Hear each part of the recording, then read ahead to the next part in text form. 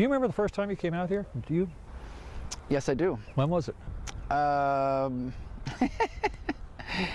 Apollo 15.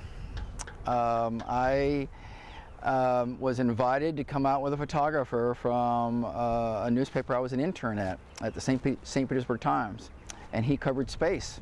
And he asked me if I wanted to come and see a rocket go up. And I did, and I've been bitten by the bug ever since.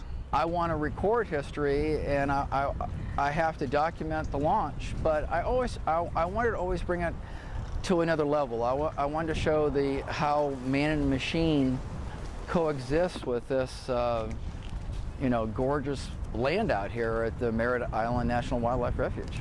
I got the access, NASA gave me the access that they don't normally give out to a photojournalist, and they let me put a camera on the launch pad, on the actual physical launch pad. Well, that to me was a challenge, but what was so interesting about that challenge is that I use sound-activated cameras. Well, all the NASA cameras that are out there are all plugged in, that are remotely, and it's not by sound. So I had my challenges for my sound sensor not to trip earlier before the shuttle took off.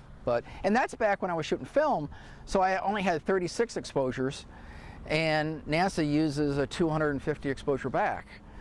And I think it was frame 30, I had my picture, and cutting a little close, but it takes one. I mean, there's some long days and long nights when you're sleeping on a cot. But you know, hey, it's all worth it. I mean, when you really get down to it, it's